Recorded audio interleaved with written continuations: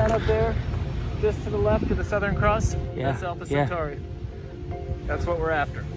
Tonight, we're headed for the stars. Our destination is the Alpha Centauri system, our closest stellar neighbors. The goal? Capture a special range of UV light that could tell us whether stars like them throughout our galaxy could be home to a habitable planet. We're here in Australia, and we're gonna launch some rockets. We're following 2 NASA rocket missions as they try to understand how stars make the planets around them suitable for life. I'm Miles Hadfield, and in this episode, we're headed to space and back.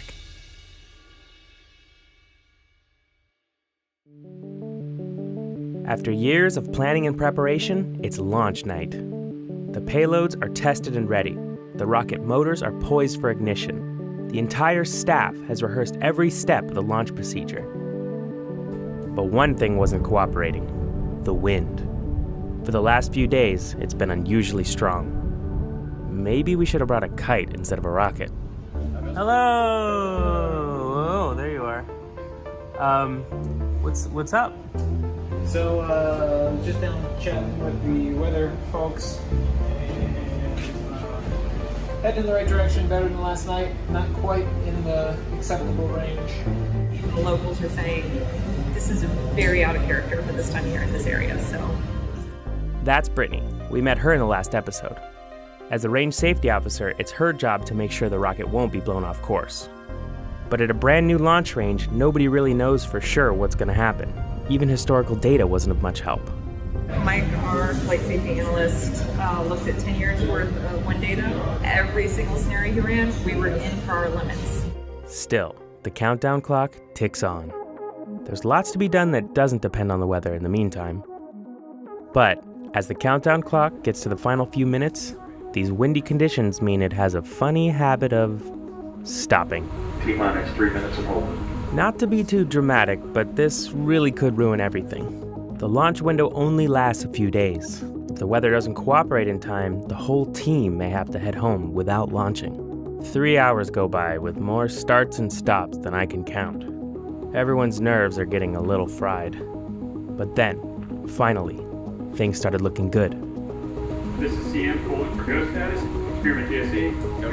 PI, go. Everyone's watching the wind measurements. This could be it. 10, 9, 8, 7, 6, 5, 4, 3, 2, 1, 0.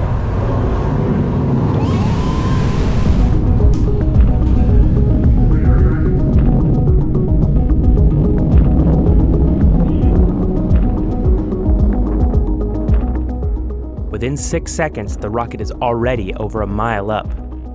A minute in, the rocket despins, and the shutter door opens for its first view of space.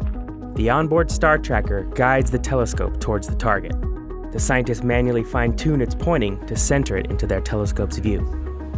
It looks like a single star on the computer monitor, but their powerful instruments should detect 2 sources of light. That's if everything is still working after launch. After all, we did just blast it into space with almost 2 tons of rocket fuel. Yeah. That's the hotter star. That's the hotter star. That's the cooler star. Yes! Yes! They've done it. As the telescope descends back to Earth, it's time to celebrate. Woo!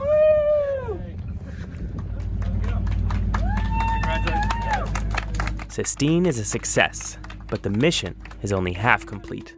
A few days later, Deuce is on the rail. Luckily, the rough weather has passed. And it looks like Deuce might even launch on their very first try. We're down to the final few seconds. 3, 2, 1.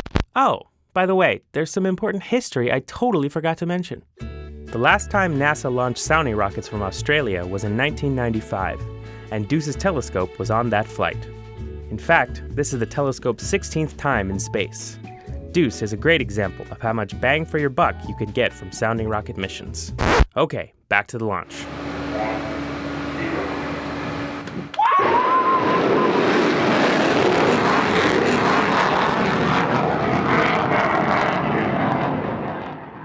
As Emily guides the telescope to the target, Its detectors capture Alpha Centauri's extreme ultraviolet light. As the shutter door closes, the team dives right into analyzing the data. I mean, the rocket isn't even on the ground yet. 2 launches, 2 successful missions. But it's not over yet. Next time, all that stuff we just shot into space, it landed somewhere in the Australian outback. And now we have to go find it. Me.